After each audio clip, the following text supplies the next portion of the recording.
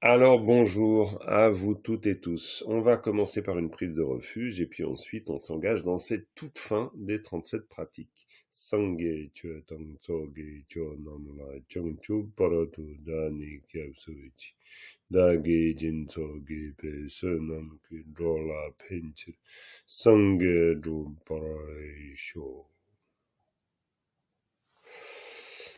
Voilà, merci beaucoup d'être là et surtout aussi de votre souplesse et compréhension. Voilà, vraiment cette semaine pour moi c'est un peu horaire bouleversé, mais heureusement vous êtes adaptable. Voilà, faut faire avec les circonstances, comme toujours. Ok, alors, tout le monde n'est pas là, c'est bien normal, mais après on aura heureusement le replay, on pourra reprendre tout ça. Vous voyez la fin du texte, globalement, là, dans la version qui me sert de version tibétaine, qui est une des versions, hein, il y en a pas mal. Bon, là, il y a chaque fois un titre, comme vous en avez pris l'habitude au début. Donc, l'aspiration à l'accomplissement parfait. Et puis, le colophon est très court. Donc, le colophon, c'est 2 phrases. Donc, évidemment, quand on va très vite arriver au bout du texte, il n'y a pas de doute, ça ne va pas être très compliqué. Il y a quand même des choses intéressantes parce que, bon, voilà, évidemment, il y a toujours des choses intéressantes. Et puis après, ce qu'on va faire, vu que je vous ai envoyé deux supports avec le commentaire des 37 pratiques, mais en reprenant depuis le début, ça peut nous permettre, d'abord, de nourrir cette leçon avec un retour aux strophes initiales, ce qui est toujours intéressant. Après avoir fait tout ce voyage à travers les 37 pratiques, pour moi, en revenant sur la première, c'est bien et il me semble que ça éclaircit beaucoup le sens quand je reprends même le commentaire. On pourra voir ensemble, il est vraiment compréhensible, donc ça peut être intéressant. C'est pas du tout pour pousser dans la direction de refaire tout le commentaire des 37 pratiques, parce que je pense que, je le disais avant de commencer l'enregistrement, pour dynamiser, c'est pas mal aussi de passer à un autre texte. Mais cela dit, je vous donnerai tout ce matériel du commentaire, et puis on verra ce qu'on en fait. Est-ce que tout à coup ça va déboucher sur un atelier pour celles et ceux qui veulent? J'en sais rien. On verra. En tout cas, il y aura de quoi pour vous. Il y aura de quoi moudre. Ok, on va partir sur ce colophon. À moins qu'il y ait des questions sur ce que vous avez étudié durant cette semaine, c'est possible aussi?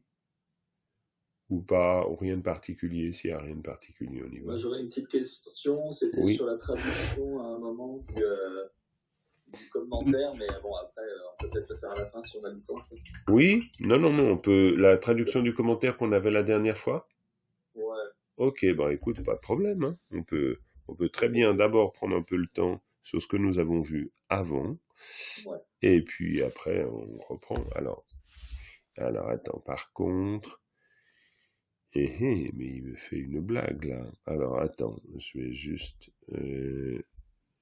alors, mais je ne l'aurai plus, c'est possible. Il faut juste que dans ce cas-là, je vais réimporter celui de la dernière fois parce que je le vois pas. C'était le 14-11 Seferer. C'était la dédicace du traité, le 14 novembre, ouais, je pense, c'est ça. Ouais. Alors, donc, dans le commentaire, dis-tu, C'était voilà. avant-dernière phrase, la dernière ligne, pardon. Ok. Sipa, GC, Kiparsen, Chen. C'est cette partie-là qui me posait problème. Ok, ah oui, d'accord, ok. Alors, la dernière partie commence ici. Tani la minepe, tami la minepa, minepa, tani la minepa. Ça, c'est une petite révision de ce que nous avons vu avant. Bonjour, Paldonche, je t'ai pas dit bonjour. Ainsi que Florence. Bonjour, Florence. Coucou. Oui, tani la minepa, ça veut dire ne pas demeurer dans les deux extrêmes, hein. Ça, on est bien d'accord. Minepa, très simple. Tani, on est d'accord. On a un génitif, donc zo kyung mun tu tiene. Donc une fois qu'on a vraiment actualisé l'éveil qui ne demeure pas dans les deux extrêmes, nous sommes bien d'accord, hein, qualifiant ou déterminant déterminé. Donc, tiene, mikpa me pe ningje chenpo. donc une sagesse non pas conventionnelle, mais une sagesse non conceptuelle, hein, mikpa mepa, hein, mikpa mepa, mikpa mepa, mikpa mepe ningje. Là, on est vraiment. Ningje, c'est la compassion. Oui, j'ai dit Quand quoi? tu parles de sagesse. Ah ben, je me suis trompé. Alors, ça doit être la fin de la journée. Non, non, c'est compassion, évidemment. Donc, compassion non conceptuelle, évidemment. On voit que c'est une construction très intéressante, hein, avec une nominalisation. Mikpa mepe ningje, hein, mikpa mepa. Donc, vous avez une nominalisation avec le pas, ici, hop. Et puis après, vous mettez ningje. Donc, c'est la compassion non non conceptuel. C'est clair pour toi aussi, Richard? Là, je l'écoute, mais c'est Oh, encore trop fragile pour moi hein, pour comprendre tout ça aussi vite. d'accord, ok. Alors c'est pour ça que je te pose la question, parce que moi je veux perdre personne, hein. C'est juste pour... donc faut pas hésiter, Richard, à faire que je ralentisse le rythme, hein. Ça dérange pas. J'écoute attentivement, mais après, c'est vrai que pour moi, mon niveau, déjà, travailler sur la strophe, ça me demande une bonne semaine de travail. Bien sûr, bien sûr. Autrement, j'ai pas réussi à m'atteler aux commentaires. Non, mais je comprends très bien, je comprends très bien. Non, non, Mais tout à fait. C'est super de participer, d'entendre qu'on peut arriver à tout ça, donc tout va bien. D'accord. Parfait. Et j'essaye effectivement, en vous montrant deux, trois trucs, de rendre ça un peu plus facile. C'est-à-dire, on a Ningje Tiempo, grande compassion, puis on a Mikpa Mepa. Et quand on dit Mikpa, bah, Mikpa Mepa, hein, ça c'est assez simple, construction, hein. C'est vraiment n'importe quel objet plus Mepa. Et donc, ça veut dire, il n'y a pas cela. Donc, Mikpa étant la conceptualisation, quand on dit Mikpa, Mepa, c'est la non-conceptualisation. À partir du moment où il y a un pas à la fin, on a nominalisé. Et l'avantage d'avoir nominalisé, c'est comme mon fameux exemple un peu crétin, je l'avoue, mais les chaussures à clous. C'est-à-dire que les chaussures à clous, ben, en tibétain, vous direz les chaussures, comment dire, Seryupe Jurta, c'est-à-dire le fait d'avoir des clous, et puis ensuite chaussures. Les chaussures qui ont des clous. Donc c'est le principe de la nominalisation. Quand vous nominalisez, vous dites par exemple le balcon du haut ou la fleur d'à côté. Ça, c'est chaque fois des nominalisations. Et c'est assez intéressant comme construction. Bref, c'était juste pour dire que le parfait éveil, né, le parfait d'éveil qu'on a réalisé et qui ne demeure pas dans les deux extrêmes, hein. Tani la mi n'est pas, là c'est de nouveau une nominalisation, très claire. Donc cet éveil actualisé une fois que c'est fait, hein, né c'est l'ablatif, hein, on a dit qu'il y a quelque chose avant, il y a quelque chose après, ça c'est le principe du né. C'est à la provenance, mais c'est pas que la provenance. Le né, on l'a souvent vu, là on le voit dans le contexte d'une prose. Le né, c'est, par exemple, si vous voulez dire que du thé vient du Tibet, vous dites peu né chare. C'est très simple, hein. Vous avez le mot, n'importe. Après, vous mettez donc né, na sa né, puis ensuite, tac, tac, tac, ça suit. Donc, peu né, du Tibet, du thé. Peu né chare. C'est vraiment, c'est encore une fois, notre difficulté à nous, c'est souvent de réussir à penser la construction tibétaine. Parce que souvent, quand on dit du thé qui vient du Tibet, nous, on est en train de traduire littéralement, par exemple. On est en train de se dire le thé qui vient. Attends, merde, comment je dois dire qui vient, etc. Et puis là, ça devient super compliqué. Mais alors qu'en tibétain, c'est juste du Tibet, du thé. C'est tout. C'est peu necha. Peu necha. Et puis si vous voulez dire que c'est du thé qui vient du Tibet, c'est Pene Cha Re, parce que Re c'est un auxiliaire pour dire l'état, par exemple. Yin Re, c'est pareil. Si vous voulez dire qu'il y a du thé qui vient du Tibet, vous dites Pene Cha Du, ou Cha Yore, ou Cha Ye.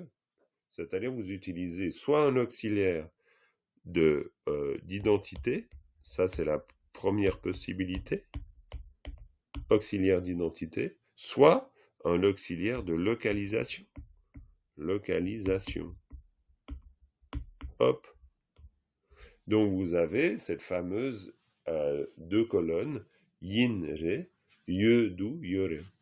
Ça, c'est des choses que je vous ai dit déjà, mais bien sûr qu'on les reprendra, on les verra. Mais en disant donc né, là, on est dans l'idée de la provenance. Alors non pas d'un lieu, mais on comprend bien qu'une fois qu'on a actualisé l'éveil, eh bien, il se passe autre chose. Mais c'est un peu le même principe, c'est-à-dire que c'est la source. C'est le Chung Kung Kija. L'ablatif, rappelez-vous, son nom en tibétain, son nom grammatical, c'est Chung Kung Kija. Donc c'est le son qui indique l'origine de la source. Très simplement. Donc, une fois qu'on a actualisé ce parfait éveil qui ne demeure pas dans les deux extrêmes, eh bien, Mikpa Mempe Ninje Tiempo, donc la grande compassion sans objet, pourrait-on dire, ou sans conceptualisation. Tapkepa, et puis là il y a un tang, et tang ça veut dire simplement et, donc là on dit poire et pomme, hein, je veux dire en termes de structure on ne dit pas des choses très compliquées. Et quoi d'autre que la grande compassion? Eh bien, tapke, moyen habile, hein, tapke, là c'est vraiment, ça pose pas de difficulté. Tapke, qui tue pas. Alors, évidemment, après, on va dire que notre grande difficulté, c'est, on peut dire qu'il y en a deux. C'est d'essayer de comprendre la structure, c'est-à-dire de voir les blocs et puis les liens, etc. Puis après, un peu comme des wagons. Puis après, faut voir ce qu'il y a dans les wagons. Et en général, ce qu'il y a dans les wagons, c'est du vocabulaire. Et là, il peut y avoir une petite difficulté parce que, voilà, on n'a peut-être pas encore complètement suffisamment nourri le vocabulaire. Mais en même temps, on parlait avant de niveau, de comment trouver le bon texte par rapport à votre niveau. Moi, j'ai vraiment confiance dans votre niveau, quoi. C'est-à-dire que même pour toi, Richard, qui vient d'exprimer, évidemment, je comprends. Il y a beaucoup, mais en même temps, il y a le niveau. C'est-à-dire que quand on voit ici tapke, vous êtes peut-être désorienté au début, mais tap, c'est les moyens, ke, c'est habile. Donc tapke, c'est les moyens habiles. Et donc finalement, ça va pas non plus être si compliqué que ça. Souvent, encore une fois, la difficulté, c'est qu'on veut rendre en français. Mais si on reste dans le tibétain, tapke, c'est les moyens habiles. C'est presque logique, on va dire. Mais bon, forcément qu'à force de s'entraîner, ça devient plus logique. Hein, ça, je suis d'accord aussi avec ça. Bref, tapke gichupa, donc kultu gone sipa. Et là, on arrive à ta question, donc, Stéphane. C'est-à-dire, sipa chisi qui parle, c'est ça? Ta question? Ok. Sipa, ça veut dire le devenir. Donc, ici, le devenir, évidemment, c'est sipe korlo. Mais on utilise en tibétain l'idée de sipa pour dire où je suis, moi là, voilà, ici. Quand on dit le devenir, c'est d'ailleurs c'est très intéressant, c'est-à-dire que plutôt que de dire samsara, on dit le devenir. Pourquoi le devenir? Parce qu'on sait qu'on est en mouvement. Donc quand on dit le devenir, on parle du samsara. Et ça, pour nous, c'est quand même super intéressant de se rendre compte que pour parler du samsara, on utilise encore une fois un mot très dynamique. Parce qu'on ne parle pas d'une chose statique, on parle d'une chose en devenir. Et en devenir en fonction de quoi? Disons, vu qu'on est un peu bouddhiste, on sait que c'est en devenir en fonction des actes qu'on produit. Donc il n'y a rien qui est absolument déterminé. Hein. Je veux dire, tout peut changer tout le temps. Tant qu'on n'est pas... En fait, pour le dire de manière très très simple, tant qu'on n'a pas réalisé l'éveil, on peut largement monter, descendre, monter, descendre, monter, descendre dans le cycle des existences. Il n'y a aucune certitude. On n'est pas dans la métampsychose, hein, où d'une existence à une autre, on progresserait d'existence en existence. Dans une dynamique, ou plutôt dans une vision bouddhiste, c'est juste le devenir. Hein. Et le devenir, vous le connaissez pas, vu que vous l'écrivez. Donc vous verrez bien, on verra chacun quel est le devenir. Ça va dépendre de nous. Donc, quand on dit... et c'est intéressant. Sipa, chisi gipar. Alors là, le problème, c'est qu'on a deux si. Donc peut-être ça fout la confusion, cette histoire. Ça, c'est possible. Donc là, on parle, le premier sipa, c'est clairement, il est nominalisé. On sait que c'est le devenir. C'est pas devenir, c'est le devenir. Donc là, on parle du korwa, korlo. Voilà, on a nominalisé. Donc on parle d'une chose, on pourrait dire, le devenir. Chisi kipar, ça veut dire jusqu'à ce qu'il devienne. C'est-à-dire tant qu'il y aura du cycle des existences. Alors évidemment, là, après, c'est juste une question d'habitude. Parce que sipa chisigipar, ça veut dire jusqu'à ce qu'il y aura, tant qu'il y aura un cycle du devenir, tant qu'il y aura du devenir. Parce que sipa chisigipar, chisi, c'est une manière justement de dire jusqu'à tant que. C'est une façon de dire, on va dire. Et par, alors par, c'est une manière un peu courte de dire partout. Par exemple, si vous avez la formule tant qu'il n'est pas vidé, ma tombe partout. Hein? Tant qu'il n'est pas vide. Hein? Ma tombe partout. Ma double partout. Ça, alors après, on est d'accord. Ça, une des difficultés. Quoi, difficulté? Plutôt, une des astuces importantes avec les structures, bon là je vous donne beaucoup d'infos, mais chaque fois que vous réécoutez, que vous travaillez, essayez vraiment de faire que vous écrivez la structure.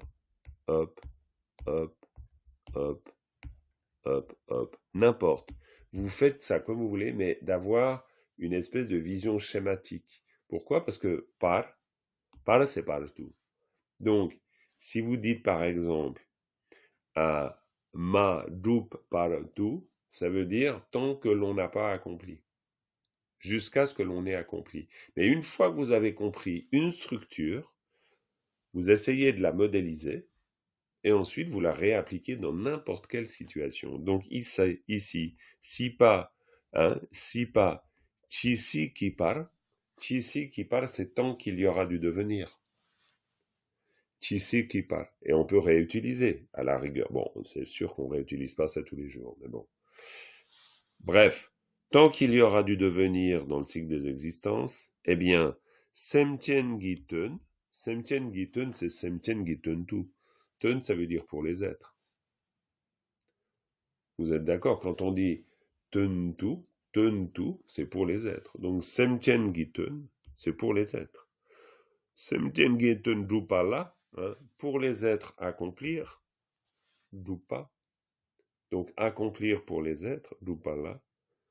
Et puis après, da tang telwe papacho, ça veut dire l'incomparable Chenrezi, Chiechawa, celui que l'on appelle l'incomparable Chenrezi.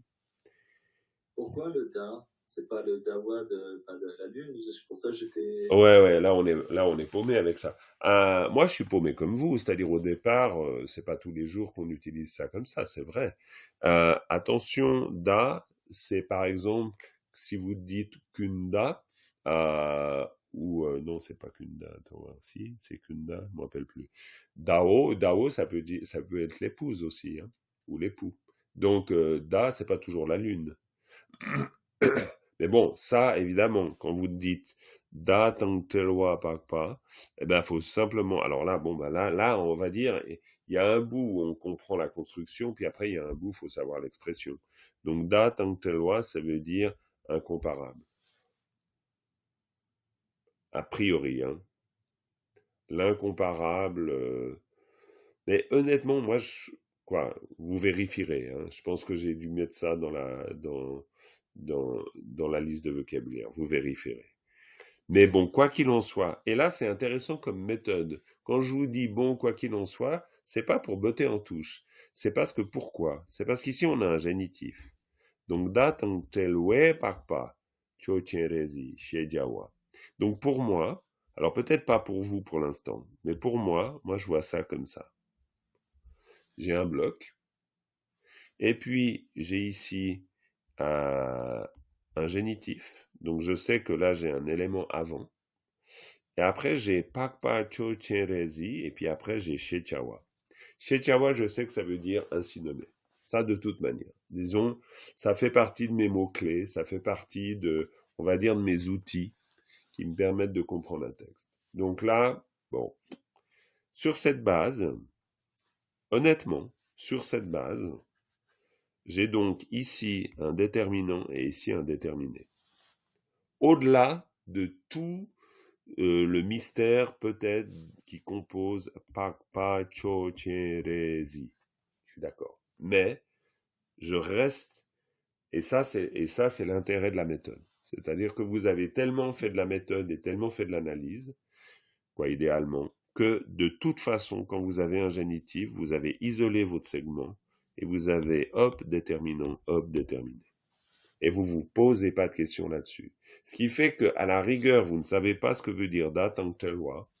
De toute manière, tu sais qu'ici, parce que là, tu as moins de doutes, tu sais qu'ici, on parle du noble Chenrezig, du sublime noble Chenrezig.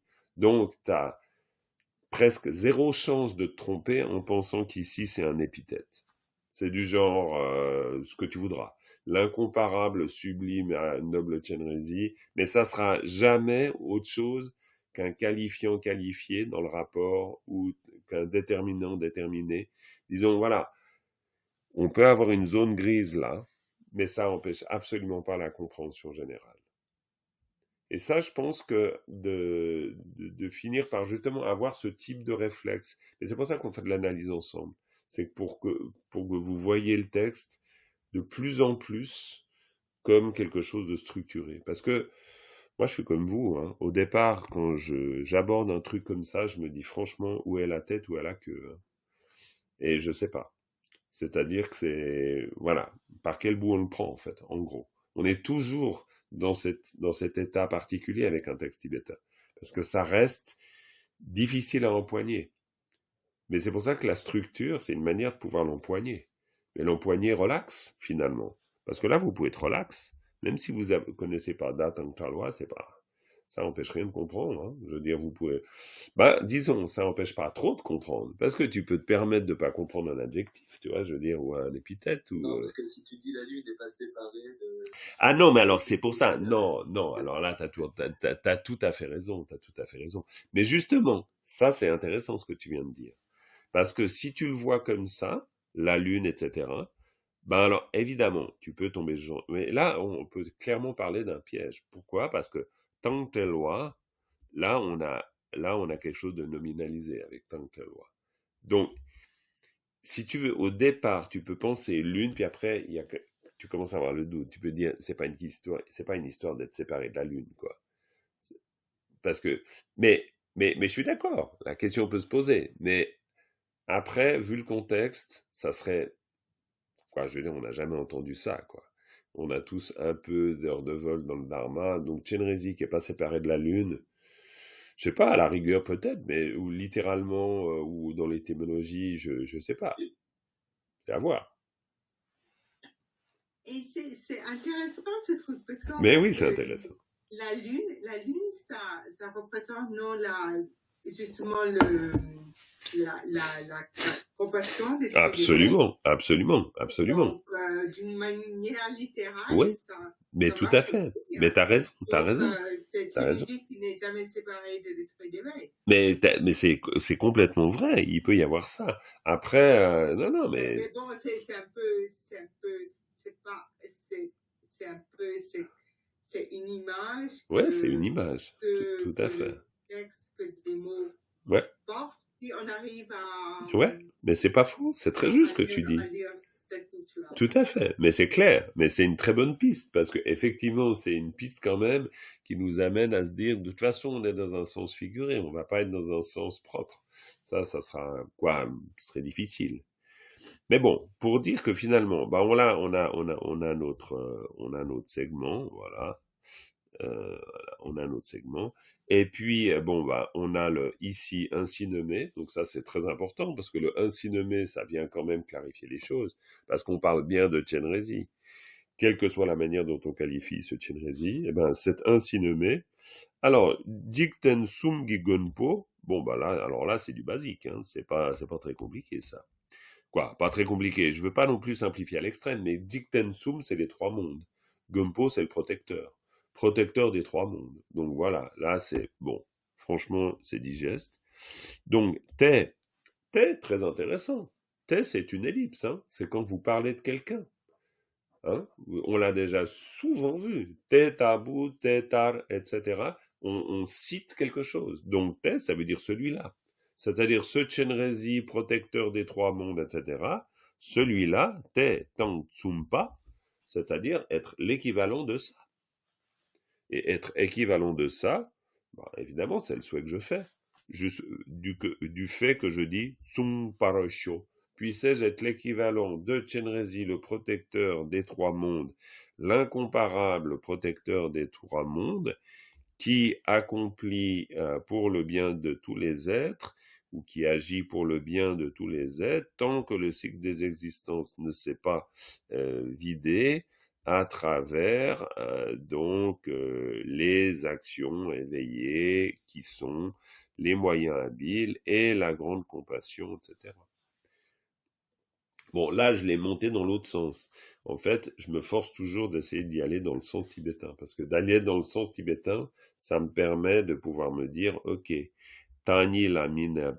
Alors ça, c'est pour ça qu'il faut faire de la lecture, parce que quand on fait de la lecture, on est obligé de dire Tani la mine pas, Tani la mine pe dzogkyong tu chene. Et puis là, c'est pour ça que la lecture, c'est très important. Parce que la lecture, vous allez mettre en bouche la structure. Et quand vous dites ça, ben vous dites Tani la mine pe dzogkyong tu chene. Ben, vous vous arrêtez là, forcément, parce que déjà, il faut reprendre votre respiration. Et puis, ben, forcément, vous êtes en train de dire, ben, l'actualisation de l'éveil qui ne demeure pas dans les deux extrêmes. Alors, c'est sûr que réussir à le dire en français, c'est compliqué. Mais, si vous acceptez que la formulation française n'arrive pas tout de suite, il va se produire quelque chose d'assez intéressant. C'est que vous avez le truc au bout de la langue, vous n'arrivez peut-être pas bien le dire, mais vous sentez à peu près le sens. C'est-à-dire, ta ni la mi ne pe, zo chong tu chene. Je dis pas que ça vient tout de suite. Mais c'est pour ça qu'il va falloir répéter le segment. Encore, faut le mettre en bouche. Et petit à petit, hop, c'est le même travail qu'on a fait dans les strophes. Petit à petit, au bout d'un moment, le segment, hop, vous commencez à sentir son sens. Mais je dis pas que c'est simple. Mais c'est juste une question d'habitude. Voilà, donc la question de Stéphane a donné lieu à une longue réponse pour dire que si pas, chisi qui parle. Donc, jusqu'à ce qu'il y ait du devenir. Oui, Florence. C'est sur le nom de Chenrezi. Chen, c'est œil honorifique. Ouais. Ici, regardez. Mais le ré, alors je me suis dit que peut-être Samazang Paul l'avait expliqué samedi matin, mais j'ai raté samedi matin. Mmh. Il l'a pas expliqué. Il l'a pas expliqué parce que pour un Tibétain, en fait, lui, il fait pas de l'étymologie, hein, il fait pas du mot à mot. Donc pour lui, il prend le bloc. Et donc Chenrezi, d'abord Chenrezi, c'est quelqu'un, c'est quelque chose. Et puis après, il sait que Zig, ça veut dire regarder. Donc il est dans l'idée de regarder chacun. Mais maintenant, on s'est battu avec le sens de Chenrezi, c'est pas non plus si simple. Hein. Mais dans l'usage, parce qu'après il y a l'usage. Il y a l'usage du mot Chenrezi. Et l'usage du mot Chenrezi pour un Tibétain, c'est vraiment quelqu'un, et tu parles de Lama Tsongpo, c'était très intéressant, parce que quelqu'un, à un moment donné, a posé une question en disant, ouais, mais si j'ai Chenrezi au-dessus du sommet de la tête, et qui regarde dans une direction, comment je fais avec tous les êtres qui m'entourent pour qu'ils puissent les regarder? Et là, pour Lama Tsongpo, c'était une découverte en train de se dire, ah ouais, d'accord, eux, ils voient ça comme ça. Ah ouais, ok, donc on va essayer d'expliquer ça. Et c'était super intéressant de le voir un peu circonspect face à cette question, mais en disant, mais Chenrezi, il est forcément pas comme nous, c'est-à-dire que la manière qu'il a de regarder, c'est pas notre manière conventionnelle, c'est un regard sans limite. Donc c'est un regard évidemment à 360 degrés. Mais ce qui est très intéressant, c'est que pour lui, ça soit évident et pour nous, ça ne le soit pas. Parce que ça veut dire qu'on doit vraiment se rendre compte que petit à petit, un peu comme le Da Tangtelwa, on est quand même dans une langue qui qui manie des concepts. C'est pour ça que c'est à la fois complètement passionnant et à la fois des fois un peu déroutant. Parce que cette langue, elle se déplace dans un univers culturel aussi. Et donc, à partir du moment où on parle de Chenrezig qui regarde chacun, on n'est pas... Autant le tibétain est une langue hyper terre-à-terre, autant quand on dit ça, on n'est pas très terre-à-terre. C'est-à-dire, on est dans l'idée que, ben oui, il regarde chacun, mais il est où le problème? Ben oui, il les regarde, quoi, parce que de toute façon, c'est une activité infinie éveillée, donc tout est possible. Et puis, pour eux, ça suffit. Moi, je me rappelle très bien une fois, j'avais posé une question à la Matonzong, parce que je me battais avec la visualisation de Dorje Sempa. Puis je lui pose la question en lui disant, mais j'ai un problème, parce que c'était soit Dorje Sempa est trop grand par rapport au lotus, ou le lotus trop petit par rapport à Dorje Sempa. Voilà. Un truc classique qu'on a à peu près tous vécu, je pense. Et puis j'essayais de lui expliquer, et plus j'ai essayé de lui expliquer, plus je m'enfonçais. C'était un moment de solitude extrême, où j'étais pas tout seul dans le temple, et j'arrivais absolument pas à me faire comprendre. Et j'avais vraiment l'impression de sortir les rames. Puis lui, j'avais l'impression qu'il s'impatientait de plus en plus, parce que c'était du genre, mais enfin, on visualise, quoi. Je veux dire, on n'est pas en train de... quoi, il n'y a pas un problème de taille. Mais, et pour moi, ça a été un événement super important, parce que d'abord, j'étais un peu... waouh, déstabilisé par la confrontation avec ces deux points de vue. Mais en même temps, j'ai appris quelque chose de très intéressant parce que ça m'est resté. Je me suis dit, mais non, mais attends, tu peux pas matérialiser comme ça. Donc quand on parle d'une visualisation, quand on parle des qualités d'un bodhisattva, va falloir changer de prisme, quoi. C'est-à-dire, je peux pas mettre ça dans les trois dimensions de la réalité concrète. Ça va pas le faire. Donc, quand on parle du regard de Chenrezig, on est forcément dans une dimension symbolique. Et pour nous, on pourrait dire que ça vient heurter quand même l'esprit qui est conditionné par notre culture, où on a de la peine. Pour nous, voir à travers les murs, c'est compliqué. Mais pour un Tibétain aussi, je dirais, il ne voit pas plus à travers les murs que nous. Mais par contre, il admet qu'on peut parfaitement voir à travers les murs. Et ça, c'est ça la différence culturelle. C'est pas qu'il voie plus, c'est pas que son voisin il voit à travers les murs. Et a priori, dans son vivant, il n'aura rencontré personne qui voit à travers les murs. Mais il est dans une culture où on envisage complètement la possibilité. Donc, Chenrezig, ouais, c'est forcément les yeux qui voient partout. Pour répondre à ta question, Florence. Merci. Mais c'est une longue réponse, mais c'est une réponse culturelle un peu. C'est une réponse, c'est aussi pour nous, disons, forcément qu'on est obligé d'aborder ces questions, parce qu'à un moment donné, on fait de l'analyse, mais on fait de l'analyse de textes tibétains. Donc à un moment donné, il faut forcément qu'on fasse des espèces d'enjambées dans un terrain qui n'est pas tout à fait familier pour nous, mais parce que c'est aussi comme ça qu'on peut réussir à comprendre le texte. Et si j'essaie des... Non, je t'en prie, bien sûr, Florence, toujours. Si j'apprends le tibétain, c'est pour comprendre... Tout à fait. Ah, c'est clair, c'est pas pour aller acheter 2 litres de lait à l'épicerie de Lhasa, de la rue d'en face. Non, mais t'as complètement raison. Donc, et c'est l'intérêt pour nous, c'est clair, parce qu'on voit bien que ça nous fait plonger dans un univers. Ça, c'est sûr. Et c'est ça qui est intéressant.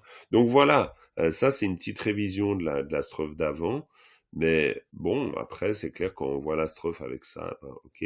Si tang shiwe tala mine pas, c'est-à-dire ne pas demeurer dans les extrêmes du si et du shiwa, c'est-à-dire de la félicité et du devenir, c'est-à-dire du samsara et du nirvana, kukuani, qui nous rejoint, coucou, eh bien, minepe Chenrezig, gunte, c'est-à-dire ce protecteur Chenrezig qui ne demeure pas dans les deux extrêmes, on parle bien de ça, eh bien, tsung parasho, puissé-je être l'équivalent de ça.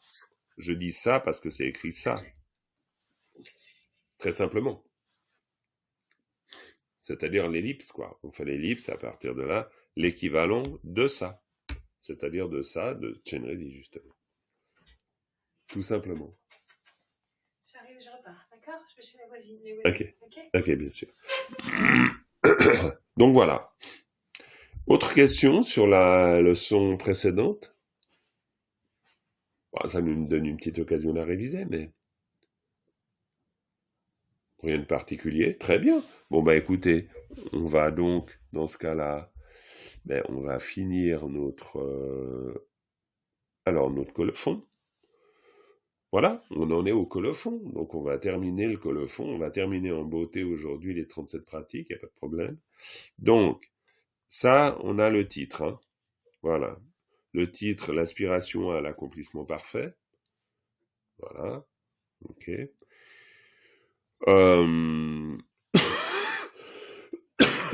On aurait pu le traduire un peu autrement. Là, moi, j'ai repris le titre que propose le commentaire que vous avez ici. Avec les 5 points. Hein. Parce que c'est ce qu'il nous dit. Il nous parle des 5 points. Et le 5e point, c'est l'aspiration à l'accomplissement parfait. Donc voilà, tout simplement. À part ça, on peut bien sûr détailler le titre si on veut. Juk, ça veut dire quoi pour vous? Rien? Bon. Juk, c'est la fin, c'est la conclusion. Mun, moshi, juk. Ça c'est important. Hein. Juk, c'est la conclusion. Juk, littéralement, juk, ça veut dire entrer. Ça, c'est vrai aussi. Mais juk, par exemple, quand vous dites jejuk, ça vous dit quelque chose, jejuk? Vous l'avez déjà entendu, hein, je vous en ai déjà parlé des jejuk, je suis sûr. Les disciples du Bouddha, les jejuk. Ben, les jejuk, c'est les venus ensuite. C'est les venus ensuite. Oui, Florence, tu dis? Vous nous avez pas dit que c'était ceux qui suivent? Oui, absolument. Jejuk, parce que je, c'est après. Jejuk, c'est ceux qui ferment la marche, on va dire, ceux qui suivent. Hein, juk. Donc, juk, c'est la fin. Quoi, c'est la fin? C'est pas la fin au sens littéral, mais c'est la dernière partie. Et juk yongsu, alors yongsu dzogpa, alors juk yongsu dzogpa, qu'est-ce que ça veut dire yongsu dzogpa? Ah ben voyons. Dzogpa, c'est parachevé, finir. Ouais, et puis yongsu c'est quoi? Complètement, totalement. C'est totalement parachevé. Yongsu dzogpa. Hein, Yongsu dzogpa, c'est la totale, le total achèvement. Ça veut dire qu'on est à la toute fin, en fait. Juk, Yongsu dzogpe ze chang. Ze chang, alors ze, c'est l'action, l'activité. On pourrait dire que c'est l'ultime activité. Alors, on pourrait presque dire chang dans le sens purifiant, c'est-à-dire c'est l'ultime activité pure ou purifiante qui est accomplie. Pourquoi? Parce qu'on est le colophon, ici ce qui est exprimé, le colophon. On peut penser d'ailleurs, alors ça c'est toujours un peu mystérieux pour moi, donc là je ne vais pas vous donner d'avis définitif. Pourquoi? Vous allez tout de suite comprendre pourquoi je suis un peu prudent sur cette histoire-là. Parce que si vous regardez ici, Tchepadi, faites-moi une petite analyse de ça, parce que c'est même le Tchepadini. Ça veut dire quoi pour vous, Tchepadini? Sur la base des éléments que vous connaissez. Vous les connaissez, hein? Peut-être que vous n'arrivez pas à remettre en place les briques, et là, il n'y a pas de problème, je vais vous aider. Mais je vous assure que vous avez les moyens de savoir. Je vous donne une piste. On vient de parler de Chenrezig Shejawa. D'accord? Le nommé Chenrezig. Ça vous sert de piste ou pas du tout? Pas encore. Ok. Ni, ça serait les 2 points, non? Alors, ni, ça pourrait être les 2 points. C'est la particule emphatique, ça c'est tout à fait vrai. Et che. Je sais pas, c'est ceci étant. Ou... Alors, ok, là, je vous ai fait ce document sur les particules. Hein, vous vous rappelez, Dominique avait mis le lien. Vous irez gratter, creuser. En plus, vous avez le clair miroir. Oui, c'est ceci, enfin, ce qui est à côté, cet objet à côté, enfin, ce qui est à côté de moi, quoi. Démonstrativement. Dit. Oui, alors, il y a du démonstratif avec dit. Ni, c'est quant à ça. Hein, quant à ça. Si vous voulez dire dit, ni, c'est quant à ça. Mais le chepa, Ça, c'est intéressant parce que Chepa, c'est pas le verbe faire? non, ça, Non? c'est pas le verbe faire. Le verbe faire, il s'écrit autrement. Le verbe D'accord. ici, chepa, c'est comme chez, on a vu avant chez chawa. Pourquoi? Parce que chez, chez, c'est les trois formes qui sont des particules de discours rapportés. Alors bon, ok, ça c'est tout à fait possible que, ouais, je suis d'accord, d'accord, bien sûr, Richard. Mais en fait, la construction elle est vraiment la même. Vous avez chez et vous avez chez. Vous rencontrez très souvent chez, très souvent. Et en fait, c'est la même construction. Chez, chez. Vous avez les trois formes. Pour l'instant, bah pour vous, c'est encore un peu l'inconnu, mais pas tant que ça. C'est pas si inconnu que ça. Pourquoi? Parce que vous les aurez vus à gauche, à droite, forcément. Mais pour dire que quand on dit chepa ou quand on dit shepa, bah c'est exactement la même chose. C'est-à-dire qu'on est en train de parler de quelque chose qui a été dit, qui a été énoncé, qui a été fait, n'importe. On parle de quelque chose. Donc dini, ça veut dire quant à ça qui a été fait, qui a été dit. Et on parle de quoi? On parle des 37 pratiques. Est-ce que vous avez trouvé ce truc ou pas? Vous l'avez pas trouvé? Non, c'est pas grave. Si. Tu l'as trouvé, Sylvia? Super, Oui. super. Et tu es d'accord qu'on voit ces trois formes possibles? Oui, c'est ça, on a trois formes. Tu as mis le thématiseur, la marque de l'emphase et la fonction métrique. Ouais, c'est ça. Alors bon, c'est sûr, en phase, thématiseur et fonction métrique, ça, j'ai pas toujours tout directement disponible dans la tête. Ce qui fait que je simplifie aussi. Mais bien sûr, maintenant, je serais un super ponte de la grammaire tibétaine, il y aurait tout très clair. J'aurais le clair miroir parfait dans la tête. Mais pour moi, ce que je vous montre, c'est des espèces de méthodes de baroudeur, on va dire. Mais assez utiles, c'est-à-dire que Che, je sais que c'est un équivalent de chez. Et puis, quand je vous ai dit avant, ça me fait penser à chez Chawa. Ça veut dire que même si c'est pas une super explication grammaticale parfaite, n'empêche que ça fait le boulot. C'est-à-dire que ça me rappelle que ça a à peu près la même fonction. C'est-à-dire où je mentionne quelque chose qui est présent avant. Parce que dans un discours rapporté en tibétain, on est toujours en train de parler justement d'un discours rapporté. On le rapporte. Donc quand je dis Chepadi, ça veut dire cela dont il est question ici. Tout simplement. Donc en fait, il n'y a rien de mystérieux. Il n'y a rien de mystérieux, mais la difficulté pour nous et pour vous encore, c'est de vous dire ça c'est une particule. Et ça fait partie du boulot de repère, c'est-à-dire qu'on voit qu'à un moment donné, même pour un colophon, il n'y a pas 1000 phrases, hein, mais là on peut buter là-dessus. Et on peut buter là-dessus parce que, ben voilà, il faut qu'on continue à augmenter notre catalogue, hein, notre catalogue de particules. Ça, c'est super important. Pour pas tout à coup se dire, ah oui, mais c'est quoi ce mot? Ben non, c'est pas vraiment un mot, c'est une manière d'utiliser une construction habituelle avec particules. Bon, on va pas non plus y passer des plombes. Donc, Chepa dini, donc quant à cela qui a été dit, démontré, expliqué, tout ce que vous voudrez, c'est-à-dire les 37 pratiques. Et là, vous avez Rang Shen La, Pempe Tentu. Rang Shen La, ça veut dire quoi pour vous? Pour moi et les autres. Moi et les autres. Bravo! Mais c'est parfait. Non, mais vous pouvez être plusieurs à le dire, il n'y a pas de problème. En cœur. En cœur, c'est très bien. Pour moi et les autres, c'est très bien. Et c'est très bien parce que Rang Shen La, et vous l'aviez dit en le formulant en français, c'est-à-dire pour. Et pour, ben, en fait, en tibétain, c'est juste là.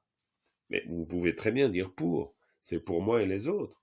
Mais il est important de se rendre compte qu'en tibétain, on est encore plus simple. On dit Rang Shen La. Et là, ben, c'est juste nous dire que, ben, forcément, le là, c'est la particule. Donc ça veut dire que tout ce qui est là, à droite du là, bah, va aller dans la direction de ce qui est à gauche. Ça, c'est le réflexe de l'habitude de la structure. Coucou Cathy. Enfin, j'étais là, mais on m'entendait pas. Ça marchait pas. Eh bien, voilà, te voilà arrivé. C'est très bien. Merci d'être là. Super. J'étais déjà. Ben, tu y étais. Moi, j'avais pas repéré, effectivement. Donc ça, par contre, ça, c'est important. Le là, encore une fois, ça, c'est notre réflexe. C'est-à-dire, le là indique que gna gna gna, ça se rapporte à avant. Alors, et bien sûr, on va dire rang et chien là, c'est-à-dire pour moi et autrui, mais on peut être sûr que tout ce qui va être dit ici, ben, va forcément avoir une incidence à gauche, parce que le lieu d'incidence, c'est rang chien. Donc, déjà là, rien qu'à ce stade, on peut se dire que concernant cela qui a été dit, pour moi et pour autrui, et puis, c'est pour ça que c'est bien d'aller dans le sens du tibétain, c'est-à-dire dans le sens de partie en partie, tac, tac, tac. Donc, rang chien là, pempe tentu, ça veut dire quoi? Pour le bénéfice. Ouais, et Stéphane, tu dirais quoi? Tu voulais aussi intervenir? C'était dans le sens du bénéfice. Enfin, le ten, c'est dans l'objectif, le sens et le bienfait de soi et des autres. Bien sûr, bienfait. Pempa, avec un penpa, d'accord? Pana, penpa, penpa. Vous me donnez un mot avec pen, qui va dans le même sens. Hein. Pendo. Pento, pas mal, pento, le bénéfice, le bienfait, ouais, encore une autre. Pendé. Pendé, ouais, pendé. Bon, alors là, j'aurais plus de peine à dire ce que c'est vraiment, mais oui. Penpa Tandewa. Je crois qu'on l'avait vu. Pendé, bravo, au tout début, pendé, bien sûr, la source, hein. Pendé Gijunkum ou Penden Gijunwa, c'est la première ou la deuxième strophe. Oui, je me demande si c'est même pas la première. Pendé, ouais, très bien. Ah, pardon? Comment? Pentil, oui, possible. Alors moi, je pensais... très bien, Dola Pentil, bravo. Une construction tout à fait... C'était le bienfait et le bonheur. Absolument, le bien et le bonheur. Ouais, tout à fait, c'est complètement clair. Et sinon, pensem, l'esprit altruiste, par exemple. Hein? Ça, je pense que... Alors là, bon, bien sûr, ça vous demande d'être très créatif, on n'est pas toujours... Mais d'être très créatif, ça peut être vraiment super. Ce que j'entends par très créatif, bon, ça veut juste dire que vous avez peine et puis vous essayez de faire le lien. Parce que bien sûr que ça, c'est une chose importante. Le plus possible. C'est-à-dire tisser un lien avec des choses, comme on vient de le faire, là, Thibaut, très beau réflexe, pendait, très bien. Donc voilà. Donc, tentu, pour, hein. Ça, on a appris que ça veut dire pour. En tout cas, qu'on peut le traduire largement par pour. Donc, pour le bien de qui? De moi et les autres. Pourquoi? Parce que pempe tentu, ça se rapporte à forcément rangchen. Donc là, on voit notre particule oblique, elle est évidente. Hein. Je veux dire, le bienfait, c'est pour qui? C'est pour eux. C'est pour ça que le là peut être traduit par pour. C'est pas faux. Mais ça peut aussi être traduit par en direction de, à l'égard de, en vue de, ou j'en sais rien. Ça veut toute forme d'équivalence. C'est pour ça que le rendu en français, ça sera toujours différent de votre compréhension, on pourrait dire, pied à pied de la réalité du texte. Pende tendu, alors lung tang ringpa. Ça, c'est très intéressant. Peut-être que on l'a déjà vu hein, dans les strophes précédentes. Hein. C'est pas des choses étrangères. Hein. Bon, après, c'est normal. Oui, Cathy, je t'en prie. Lung, enseignement. Bravo. Et puis Rigpa? Ça va être la logique. Bravo, très bien. La connaissance. La connaissance aussi, oui. Ouais. Oui, mais là, dans le sens dont Lung Tang Rigpa, Lung, c'est les citations, par exemple, c'est les textes. Et Rigpa, c'est la réflexion. Ça peut être compris dans ce sens. Ça, c'est un Lungrik. Hein, vous D'ailleurs, les Tibétains, ils vont dire Lungrik, hein, Lungrik. Lungrik Rinpoche, ça peut être un nom carrément, ça peut être un nom propre. Mais bon, bref, voilà, Lung Tangrikpa, c'est quelque chose de très habituel pour dire qu'il y a deux sources. Il y a les sources textuelles, puis il y a les sources réflexives, logiques, le travail qu'on fait. Oui, Richard? Est-ce que c'est le même mot pour le lung, la transmission? Oui, très bien, bien sûr, lung, oui, tout à fait. C'est pour ça que lung, ça peut être les citations dans un texte, hein, mais ça peut aussi être un lung.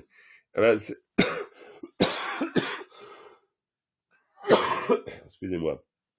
C'est très intéressant ce mot, parce que lung, ça veut dire aussi le vent. Et donc, la transmission orale, c'est le souffle.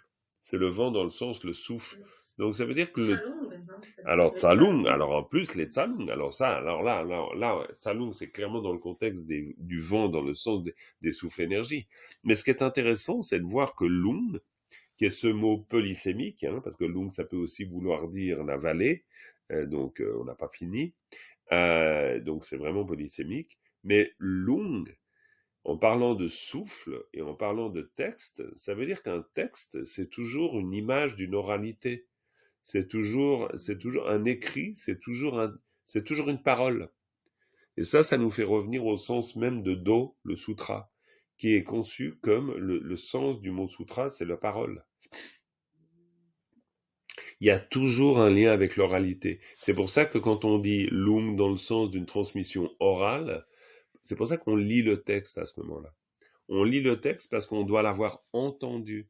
Il est vivant. Un texte n'est entendu que parce qu'on l'a lu.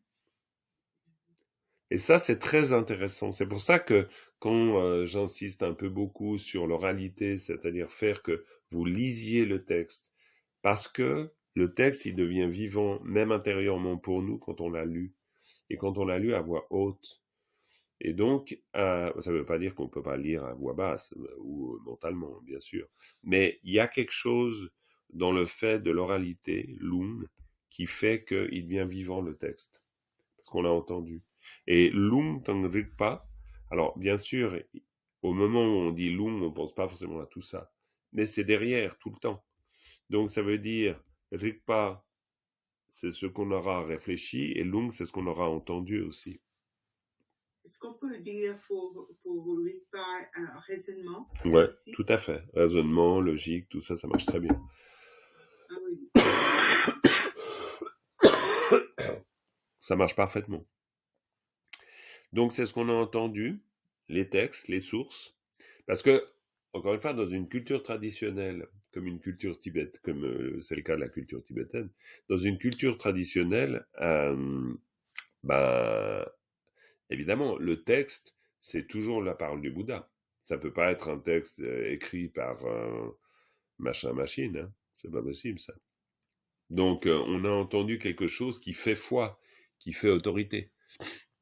C'est pour ça qu'on est sans arrêt en train, vous prenez n'importe quel texte classique, il cite. Pourquoi il cite? Évidemment, pour étayer son raisonnement, mais aussi parce que c'est la parole qui fait autorité. C'est la parole des textes qui fait autorité. Mais moi, j'ai toujours entendu Lama Tongzang me dire, le texte, c'est le maître. C'est lui le maître. C'est pas celui qui enseigne. C'est le texte le maître. Bref. Lung Tangrikpa. Alors, Mawa, c'est quoi? La parole? Absolument. Mawa, c'est celui qui dit. C'est celui qui dit, celui qui énonce, celui qui exprime. Hein? Mawe Tsumpo, si on prend juste l'élément Mawe Tsumpo, vous dites quoi? Tsunpo, Jetsun, ça vous dit quelque chose? Vénérable. Bravo, vénérable. Donc Mawe Tsunpo, c'est le vénérable qui a énoncé, qui a dit, qui a exprimé. On parle bien sûr de Gyaltse Tome Sangpo, vu qu'on dit Tongme. Tongme, ici, c'est son nom. Et comment on sait que c'est son nom? Parce qu'on pourrait aussi Tongme le prendre dans l'autre sens, c'est-à-dire le prendre dans le sens littéral.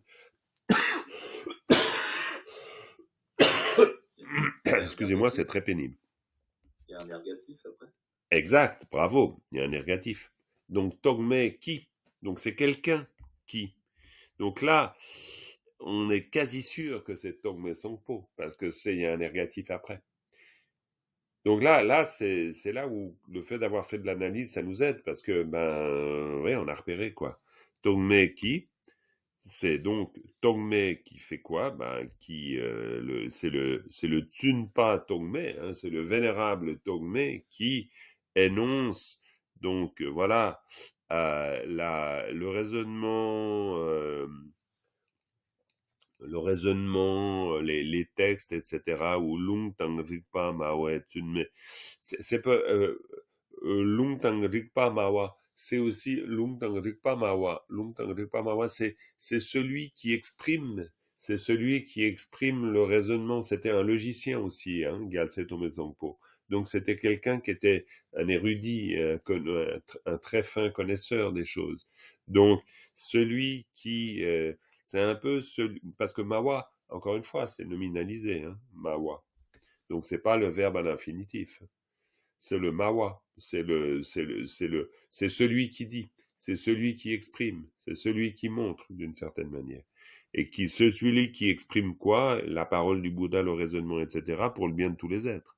Donc, Tshepadi, c'est-à-dire tout ça qui a été dit dans le sens des 37 pratiques, tout ça qui a été dit pour soi-même et pour les autres, dans le but de leur être utile, celui qui énonce la parole et le raisonnement des Bouddhas, ce vénérable Tongme, eh bien, il a fait quoi? Ngulchu, et là, hop, je dézoome un peu pour qu'on ait tout. Ngulchu Rinchen Puk Tu Gyarwao. Donc, Ngultu, alors là, bon, évidemment, Ngulchu, excusez-moi, Ngulchu Rinchen, si on fait là du truc littéral, c'est compliqué. C'est pour ça que on peut très bien, la pressure grosse de Ngulchu, on pourrait presque dire Ngulchu Rinchen, Rinchen Puk. On pourrait très bien considérer que le nom c'est Ngulchu Rinchen Puk.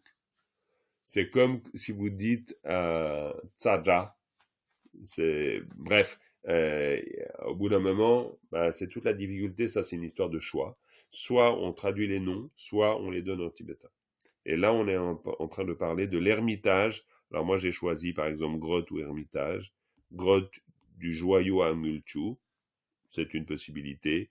Ou grotte de Ngulchu, ou la précieuse grotte de Ngulchu. Bon, bref. Manière et manière de dire. Mais on pourrait dire tout simplement à composer ces stances à Ngulchu Rinchen Puk, tout simplement. Puk tout c'est un datif, hein, locatif. Hein. Bêtement, on dit qu'il se passe quelque chose là-bas. Qu'est-ce qui se passe là-bas? Gyarwao. Et Gyarwao, alors là, bon, évidemment, c'est pas comme ça qu'on dirait les choses dans la langue de tous les jours, mais oui, composer. Exprimer, quoi. Ngulchu, c'est pas Ngulchu Rinchen, c'est pas la précieuse rivière d'argent. Ngulchu, ça veut dire le mercure. Hein. C'est le mercure. Donc, c'est compliqué, Ngulchu. Hein. La précieuse rivière d'argent, si on regarde dans le dictionnaire, on aura mercure. Hein. On aura mercure. Alors, me demande pas pourquoi. Hein. Ça, je suis incapable de dire. Hein. Certainement parce que dans une liste quelque part, quand on a les éléments, les substances chimiques, on va trouver Ngulchu, parce qu'on n'est pas dans un sens littéral, mais sinon, évidemment, l'eau argentée. Peut-être une portée symbolique. Alors, fort possible. Ouais, fort possible. Mais ça, alors là, je l'ignore. Et puis en plus, dans le commentaire, on le dit. Bon, dans le commentaire, on le dit pas. On dit un bout de quelque chose dans le commentaire, mais bon, on va pas plus loin. Donc voilà, le colophon, c'est ça. Le colophon, c'est ça. Et je vous ai donné dans la traduction du commentaire le début de la fin du colophon. C'est-à-dire que ça, il y a encore une partie derrière. Alors bon, on peut s'arrêter là. Alors bon, la traduction, elle vaut ce qu'elle vaut, mais ces mots ont été énoncés par le vénérable Tongme, érudit en texte et en logique, dans l'intention de profiter à soi-même et aux autres. Il les a exprimés dans l'ermitage de Ngulchu Rinchen Puk, Ça, c'est le choix que j'ai fait. Et puis, ainsi, quelle que soit l'intention qui a inspiré cette œuvre, quel que soit son objet, son auteur ou le contexte dans lequel elle a été écrite, elle a été composée avec les 4 qualités parfaites d'un enseignement parfaitement structuré. Ça, je vous laisserai découvrir, mais c'est assez intéressant, parce qu'on voit Kang Tsamcha, Kang Tir Tsampa, Kange Tsompapo, Kang Tut Tsampate.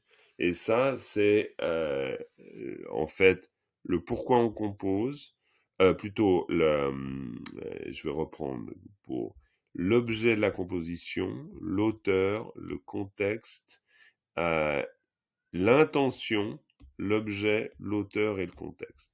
Ça, c'est ce qui va faire que l'œuvre est complète. Mais je vous ai mis le commentaire juste pour que vous puissiez, par curiosité, en savoir un petit peu plus sur le colophon. Mais évidemment, on ne va pas non plus partir dans l'étude détaillée du commentaire. Ça, c'était juste pour agrémenter. Voilà. En fait, on est arrivé à la fin de la leçon et à la fin des 37 pratiques. Et voilà. Donc, je vous ai donné le commentaire de la strophe 1. Franchement, allez voir, parce que c'est quand même super intéressant de faire par plaisir, pas vous dire que vous devez l'étudier, mais juste par plaisir, parce que vous allez comprendre des choses. Après avoir étudié tout ça, vous allez forcément comprendre des choses. Et puis, en tout cas, moi, j'ai l'impression de commencer à comprendre des choses. Donc, il est possible que ça vous arrive aussi, à mon avis. Moi, j'ai pas de doute de ça. Et puis, on va attendre le résultat de notre petit sondage, qui est bien parti pour être en faveur des souhaits du Mahamouda. Mais attention, c'est serré, hein, parce que pour l'instant, semble-t-il qu'au dernier chiffre, donc les Sanctum Unlam sont à égalité. Je ne sais pas si Annie, tu as voté déjà ou pas. Je découvre, moi, qu'il y avait un sondage. Ah, mais il est sur le groupe WhatsApp. Tu reçois pas le groupe WhatsApp? Oui, mais je passe pas mal dessus, quoi. Ah, alors là, le groupe de Tibétains. Alors, tu laisses tous les autres groupes, mais celui-là, non, celui-là, tu regardes. Non, Annie, parce que moi, je me suis dit, mais elle va voter, c'est pas possible. J'étais pas là aujourd'hui. Pas de souci. Évidemment, de toute façon, il n'y a pas de pression. Mais tu iras voter, comme ça, on saura que tu as voté. Puis on saura pourquoi tu as voté. Mais on sait d'avance, de toute façon. Voilà. Vous avez vu qu'on peut, en plus, je dis pas que c'est super démocratique, mais j'ai laissé la possibilité de voter pour plusieurs choix. Pourquoi je l'ai fait? Parce que des fois, on n'arrive pas à se départager. Donc, vu que de toute façon, on fera au mieux, si vraiment, entre les deux, mon cœur balance à tel point que vous n'arrivez pas à vous départager, voilà, vous votez 2 fois, quoi. Et c'est pas grave. Voilà, on verra. On va conclure par une dédicace, si vous voulez bien, et comme ça, on termine le cours là, et on se retrouve normalement dans des horaires normaux la semaine prochaine. Et puis d'ici là, soit le vote est super clair, puis on commence tout de suite quelque chose d'autre, soit il y aura encore un peu de commentaires, mais je pense qu'on aura le moyen de commencer quelque chose d'autre. Ok? Alors une dédicace. Sunam diye tamche zigbani tumne nyebe danam pamjene kegana chi balab tupai sibe tsole doa dolwaraisho.